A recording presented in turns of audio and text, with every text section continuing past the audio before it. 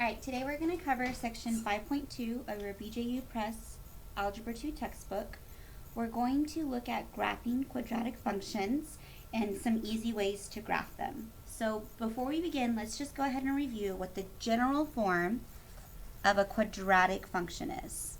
So general form, and that's going to be f of x, which is the same as y, equals ax squared plus bx plus c. So you can graph quadratic functions. The simplest way, or the way to, if you can't remember any of the suggestions, the simplest way to graph a quadratic function is choosing values for x, finding the corresponding f of x or y values, and then getting an ordered pair, plotting those ordered pairs, and then connecting them with a curve. We call that curve a parabolic curve because it makes a parabola as the shape. So it's gonna look something like that, like it's a parabolic curve. So let's go ahead and look at the simplest quadratic function, which is in the form of y equals ax squared. Okay, just so you know, a has to be a real number,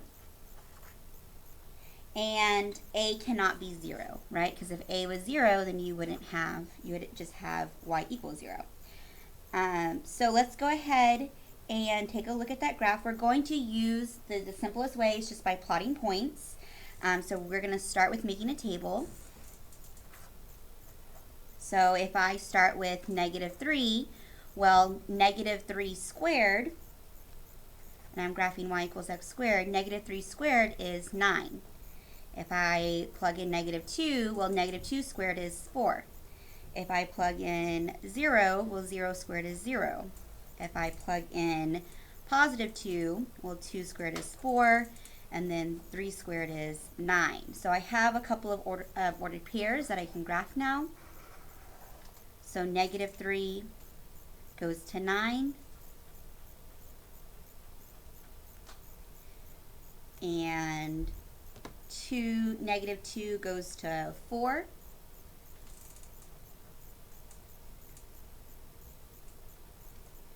Zero goes to 0. And then we're going kind of going the other direction now. +2 goes back up to 4. And then +3 goes up to 9. Okay, so we're going to connect these plotted points with a parabolic curve. So we're just making a curve, getting all the points, and we're going to go ahead and put the arrows on to show that it would continue in those directions. All right, so if we're looking at this, you can see that the domain for this function can be all real numbers. You can plug in any x value or any domain value. However, the range for this particular graph that's looking at the y values, if you notice, all your y values, none of them are negative. In fact, they're all going to be greater than 0. They're all greater than 0. So for your range, we would say y values have to be greater or equal to 0. Okay? So another thing about this graph that I noticed is that it has a smallest point, or what we call a minimum point. So it has a minimum point, or a smallest point, at the coordinate 0, 0. Okay? So we call that the minimum point. We also call it the vertex. So those are two very important words that you're going to need to know. And then it also has a line of symmetry. If you notice, things start reflecting each other. There's a point of where it starts reflecting in the graph. It's almost like it's a mirror. And it happens at this point right here at this line. So this is just a vertical line. So if I want to go ahead and give the equation of that line, since it's vertical, it's going to be x equals, and it's going through 0. So it's the line x equals 0 is its line of symmetry. All right, so let's go ahead and do an example of graphing. We're going to graph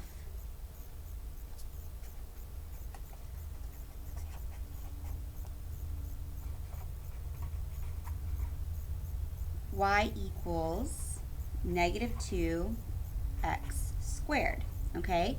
So in this graph, our a value is negative 2. So we're going to see what happens when you have an a value that is negative. What does it do to our original graph? So I'm going to do this by plotting points. So I'm going to start with the table, x and y values. So let's start with negative 3. So negative 3 squared is 9, right? But then 9 times negative 2 is going to be negative 18. Okay, let's do negative 1. Well, negative 1 squared is 1, but then 1 times negative 2 is negative 2. And then 0 squared is 0. 0 times negative 2 is 0. Positive 1 squared is 1. 1 times negative 2 is negative 2. And then 3 squared is 9. 9 times negative 2 is negative 18. So again, you can see that there is symmetry going on here as you go either way from 0. Okay, so let's go ahead and plot those points.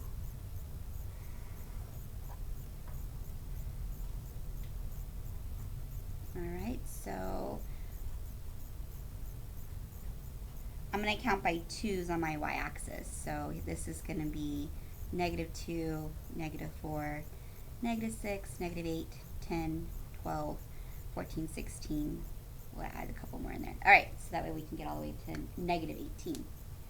So negative 3 goes to negative 18. Negative 1 goes to negative 2. 0 goes to 0. 1 goes to negative 2. And then 3 goes to negative 18. So we'll connect those plotted points with arrows, sketch our parabolic curve. And so if you notice, the difference between this graph and this graph is that one, it's flipped over. That's what the negative does. And then also it's going to look a little wider. That's what the negative 2 does, is that it makes, or actually it's going to be a little bit more narrower. So it's going to make it more narrow because the a value is bigger than 1, the absolute value. And then it's negative, so it's going to flip over the x-axis. Okay, so since it's opening downward, it no longer has a minimum point. It doesn't have a smallest point. It actually has a maximum point. So your maximum point, or your largest point, is 0, 0. Again, we also call that maximum point the vertex. Your domain is still all real numbers. However, now your range, all your y values are going to be less than 0 or equal to 0. So all your y's are less than or equal to 0. Okay, and it's opening downward. It still has this line of symmetry here. So you still have a line of symmetry. You can also call it an axis of symmetry because it's falling on the y-axis. So your line of symmetry is that vertical line, x equals 0. And so that's an example of how to graph it. So let's talk about some general principles for graphing a quadratic function in that basic form, y equals ax squared. Okay? So we're looking at the general suggestions for y equals ax squared. Okay? We're going to look at maximum versus minimum. We're going to look at opening upward versus downward. And then we're also going to look at what the line of symmetry would be. Okay, so if your a value is bigger than 0, okay, so if it's a positive number, then you're going to have a minimum point at 0, 0. Okay, if you have a minimum point, that means that if there's a smallest point and everything's bigger than that, so that means that it's going to open upward. Okay, and remember your line of symmetry is the line x equals 0. Now, if your a value is less than 0, So it's a negative number. Now you're going to have a maximum point at 0, 0. So it's going to be going all the way up to 0, 0 and then coming back down. Okay? So that means it's opening downward. And you still have the line of symmetry at x equals 0. Okay, so remember how I told you that because the negative 2, the absolute value was bigger than 1, that it became more narrow? That's because the a value is being multiplied by the x squared. So that's going to make it become larger or smaller. So the general principle is that as the absolute value of a, so not necessarily if it's negative, positive, just in general, how big a is, as that increases, the graph of y equals ax squared narrows. Okay, and so as a decreases, or as it gets smaller, so we're talking about like fractions, then it's going to become more wider. Okay, let's talk about another concept. We're going to talk about the zero of a function. So the zero of a function is actually a concept that you have been preparing for in the last 3 chapters. The zero of the function is the value of x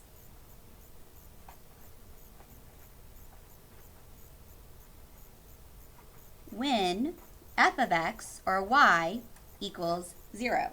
So when you take your general equation, your general form of a quadratic function, which is f of x equals ax squared plus bx plus c, and you take your f of x, which is also y, and you set it equal to 0, and you solve for x, you get the zero of a function.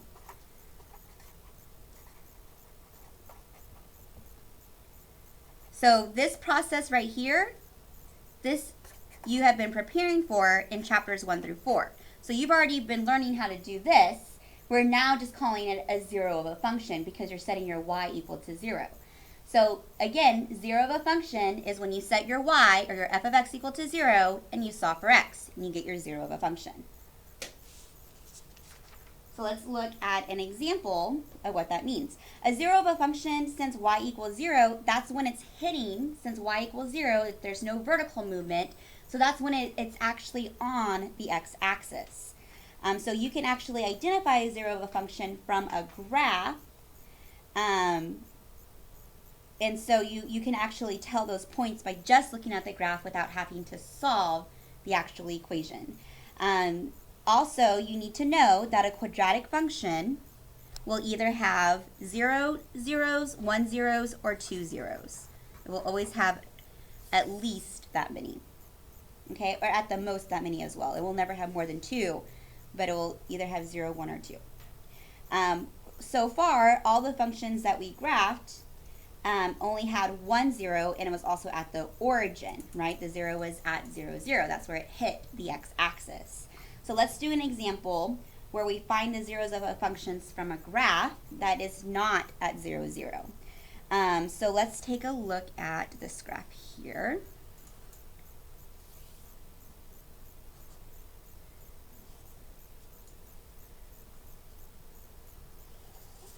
So remember, the zeros are where it hits the x-axis. That's when y equals 0, right? So the y values at those points should be 0, right? So let's say that this is -6, 0, this is -2, 0, and this is 3, 0. So the zeros of this function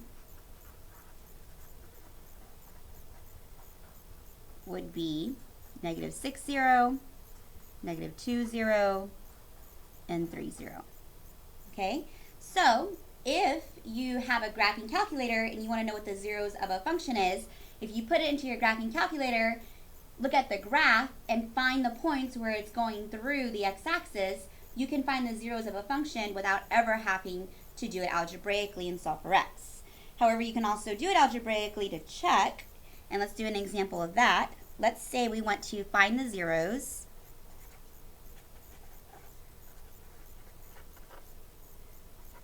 of f of x equals 3x